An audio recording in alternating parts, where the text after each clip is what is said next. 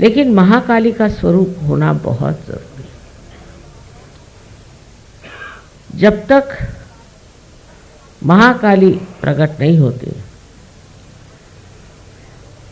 आपके अंदर बसी हुई लेफ्ट साइड की पकड़ जा नहीं सकती। लेफ्ट साइड की पकड़ का मतलब क्या है? सबसे पहले तो आप अपने पास्ट के बारे में सोचते रहते हैं। दूसरी बार कि मेरे बाप ये थे और मेरे बाप के बाप ये थे, ये सोचते रहते।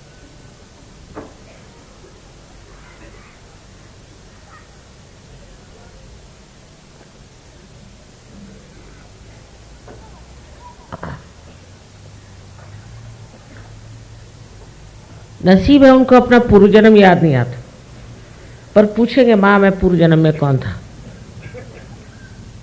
अब मैं एक साहब ने मुझे बहुत तंग किया, मैं पूर्व जन्म में कौन था। फिर मैंने कहा देखो बेटे मैं तुमको नहीं बता रही हूँ, इसका मतलब कुछ गड़बड़ी है ना, क्यों मुझसे पूछ रहे हो? इस जन्म में अच्छा है तुम मेरे साथ हो, क्यों मुझे बार बार पूछ रहे हो कि मैं पूर्व जन्म में कौन था? उससे तुम्हारा क्या लाभ होने वाला? नहीं मतलब मुझे लगेगा अच्छा अगर मैंने कहा कि तुम पूर्व जन्म में जयपुर के महाराजा थे, समझ लो, तो तुमको गद्दी मिल जाएगी, वहां जाओ तो वहां भगा देंगे सब। तो पूर्व जन्म की बात क्यों करते हो? क्योंकि मुझे एक ज्योतिष ने बताया था कि मैं पूर्व जन्म में कहीं का राजा था। मैंने कहा वो लक्षण तो दिखते नहीं तुम्हारे अंदर राजा हो जाता। अब तुमको उसने ज्योतिष ने बताया तो तुमसे पैसे ऐंठने के लिए तुमने राजा जैसे कुछ गले का कंठा वंठा दिया उसको, कैसे ही पैसों में टाल दिया। कहे माता जी आप मजाक कर रहे हैं। मैंने कहा कि बेवकूफ़ी की बात कर रहे हैं तो मैं क्या करूँ? यहाँ तुम अपना पूर्वजन्म पूछने के लिए मेरे पास आए। मैं कोई ज्योतिष शास्त्र जानती हूँ? मुझे इसमें कोई भी किसी भी तरह की दिलचस्पी नहीं। तुम ज्योतिष शास्त्र के पास जाओ और वो तुमसे कहेगा कि तुम इंग्लैंड के राजा थे तो दे दो उनको कुछ। वो लोग इंग्लैंड के राजा वगैरह कुछ नहीं देते, वैसे उधर के लोगों में विश्वास ही नहीं। पर समझ लो आप कह दो कि हम राजा, आप राजा हरिश्चंद्र थे, चलो कुछ भी वो कह दे। अब इसी बात को लेकर के बैठ गए कि पिछले जन्म में मैं ये था और पिछले जन्म में वो था। तब महाकाली का स्वरूप कर दिखाएगा तो सारे जन्म भूल जाए। उसकी बहुत जरूरत है। महाकाली के स्वरूप के सिवाय ऐसे पागल छूट नहीं सकते। और मैंने देखा कि बहुतों ने देखा है, क्योंकि वो जो भागे तो फिर आए नहीं।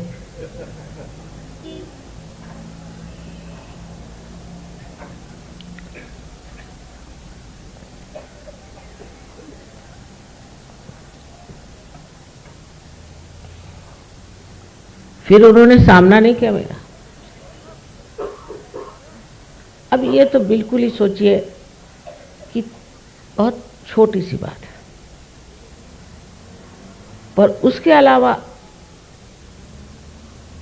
महाकाली की ज़रूरत है कि जिन लोगों को ये गुरुओं ने भूत लगा दिए। अब गुरुओं के भूत ऐसे होते हैं कि या तो आप गुरु का कहना मानो और उन्हीं के जैसे हो जाओ। वो कहे तुमसे कि जाके उसके घर में डाका डालो तो डाका डालो, उसको मार डालो तो उसको मार डालो, उसको ये करो तो वो करो। एकदम गुरु की आज्ञा शिरसा वंद्य करके घूमो तो ठीक है, और नहीं तो गुरु लग जाएगा आपके पीछे।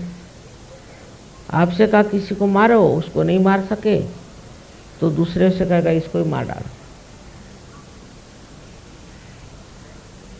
एक अच्छी बात भी है, ऐसे झूठे गुरु एक तरह से अपना ही और अपने शिष्यों का ही नाश करते रहते हैं। लेकिन यहाँ देखते हैं कि नाश हो रहा है तो भी वहीं चले जा रहे, उन्हीं के चरणों में चले जा रहे। हमारे यहाँ एक साहब पुलिस के साथ आए, मैं शायद अशोका होटल में थी, तो मेरे पति ने कहा ये क्या झगड़ा, पुलिस काहे आई? पता नहीं, देखे तो सही। तो उन्होंने बताया ये महाशय जो हैं, इनका नाम मैं नहीं बताऊँ, ये डॉक्टर साहब है और ये भागे हुए हैं आनंद मार्ग से। तो कहले आपको आश्चर्य होगा माँ, ये आनंद मार्ग के बड़े भारी प्रचारक थे, दुनिया भर में घूमे, खूब पैसा कमाए, और फिर इनके गुरु जो थे वो इनको अपना आद्य शिष्य मानते थे। फिर हुआ क्या, तो ये कलकत्ते में देवी के मंदिर में गया जहाँ बकरा काटा जाता है। ये बात तो सही भाई, क्या करें, वो बकरा इसलिए काटते हैं देवी के सामने कि उसके अंदर भूत डाल करके, और जो भूतग्रस्त है उसका भूत उसमें डाल करके उसको उस भूत से छुटकारा करा। हम लोग तो नींबू पे ही उतार देते, वेजिटेरियन अपना सब काम,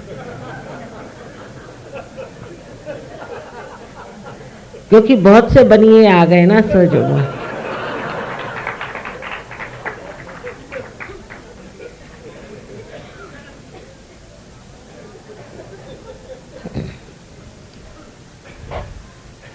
सो नींबू को काट करके निकल जा, भाग जाता। तो ये जो भूतग्रस्त लोग हैं, इनके भूतों को महाकाली दिखाई देती, वही रूप दिखाई देता, और थर थर थर थर कांपते ऐसे। अब कोई कहेगा कि ये क्यों थर थर कांप रहा है, और अनेक तरह के भूत लग जाते हैं। पर आश्चर्य मुझे लगता है कि ईगो का अगर भूत लग गया, उनको भी महाकाली का रूप दिखाई देता। अब पूना का किस्सा, पूना में एक प्रोग्राम हो रहा था, तो उन्होंने कहा कि हाँ माता जी तो ब्राह्मण नहीं है, तो हमारे यहाँ तो प्रोग्राम नहीं हो सकता, ब्राह्मण होगा वही आएगा।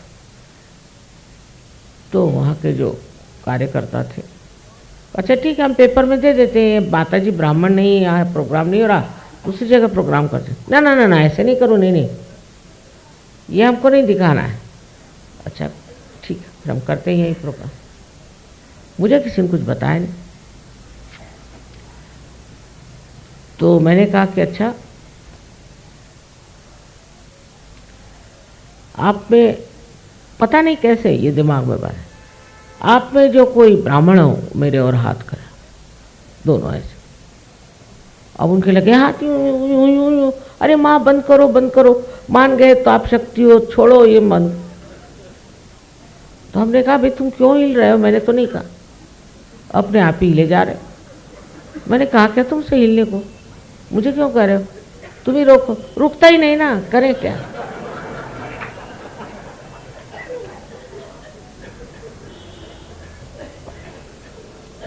तो मैंने कहा देखो मैंने तो नहीं कहा, ये पता नहीं क्यों आपको बड़ा भय लग रहा है, पता नहीं क्या हो रहा है। अब उनको ये घमंड था कि वो बड़े ब्राह्मण हैं, तो मैंने कहने लगे कि माँ देखो उधर भी कुछ ब्राह्मण बैठे, उनके भी हाथ हिल रही हो।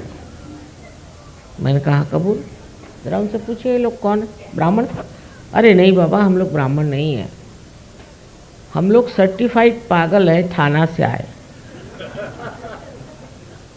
वहाँ पर एक आपके माताजी के पास जाके एक पागल ठीक हो गया था, इसलिए हम आए हैं, हम लोग ब्राह्मण आमन कोई नहीं।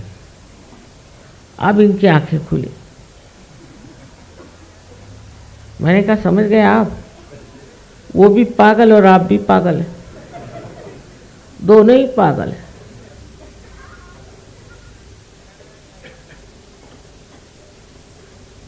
तब उनके हाथ छूटे। शुरुआत में तो बहुत ज्यादा महाकाली का प्रकाश था, कुछ समझ भी नहीं आता था कि ये महाकाली जी अब अपना प्रताप कुछ कम करे तो मैं दूसरे भी काम करूं। पूना में तो ये हाल हो गया कि मेरी एक नीस है, उससे मैंने कहा कि एक हंडिया ले आओ किसी के लिए। तो बाज़ार में गई कि भाई 1 रुपये की हंडी 10 रुपये में बिक रही। तो उसने कहा इतनी महंगी कैसे हो गई 1 रुपये की 10 रुपये में। वो कहा कोई माता जी आई है, वो हंडियाओं पे मंगाती, हंडियों पे हंडिया सब बिक गई। ये सब लोग हंडिया लिए चल पड़े। मैंने कहा पूना में इतने भूत, बाप रे, कुछ समझ ही नहीं आता। मैंने कहा हंडिया लेके आओ, नींबू वीबू लेके आओ तो बैठो। और जो नहीं लाए उनकी आंखें लगी घूमने, वो लगे घूमने। मैं तो उठ के चली गई। मैंने कहा भाई मेरे सारा यहाँ भूतों का जमघट हो। जो लोग हंडिया लेके बैठे थे वो तो कुछ ठीक थे, और बाकी के जो थे वो खड़े हो करके हूँ हाँ हाँ ही करने लगे। तो मैंने कहा कि भाई ये अगर महाकाली की शक्ति कुछ कम हो जाए तो अच्छा। अब ये एक चीज ठीक करने के बाद दूसरे आ गए। माने कौन? जिसको आप साइकोसोमैटिक कहते हैं, माने कैंसर, ये मस्कुलर, ये वो दुनिया भर की बीमारियां जो डॉक्टर लोग नहीं ठीक कर सकते। ऐसा मानेंगे नहीं, डॉक्टर मानते नहीं। जब तक पेशेंट मर नहीं जाएगा खींचो पैसे। एक साहब किडनी एक्सपर्ट, उनको किडनी ट्रबल हो गया।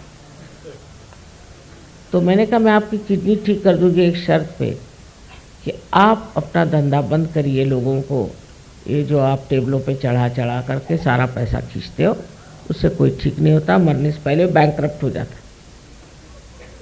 डायलिसिस बंद आप करो तो मैं तैयार हूँ। हाँ हाँ माँ मेरी आप किडनी ठीक कर दो। मैं ठीक कर दिए,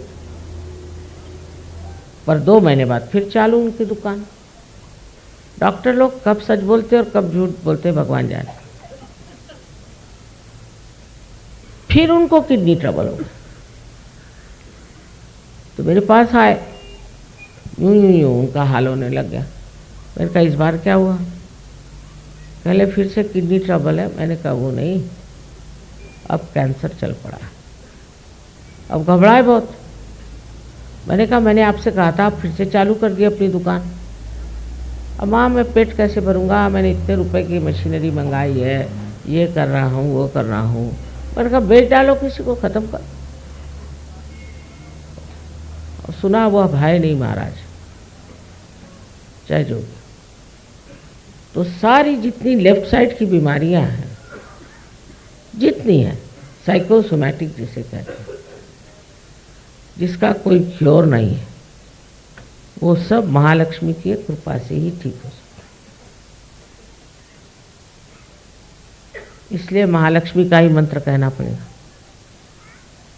और महालक्ष्मी को जब तक आप प्रकटित नहीं करिएगा ये बीमारियां ठीक नहीं हो सकती। और इतनी गर्मी इन लोगों से निकलती है कि समझ में नहीं आता। लंदन में जबकि सब दूर लोग हीटर लगाते हैं, आप एक कैंसर पेशेंट को ले आइए और उसकी कुंडलिनी जागरूक कर दीजिए, हीटर का खर्चा गया। इतनी गर्मी नहीं, जिसकी कोई हद। इधर गर्मी निकलती, उधर वो रोते रहते हैं सब, क्योंकि इसके साथ रोना चलता है। महालक्ष्मी के दर्शन हो तो रोना रुके, तो सरस्वती के दर्शन तो दूर ही रहे, ये तो महाकाली के ही दर्शन है। अब उनको देख के रोना ही आता, इनसे कहे क्या। सूक्ष्म रूप से आप देखिए कि महालक्ष्मी का जो स्वरूप है अति रौद्रा।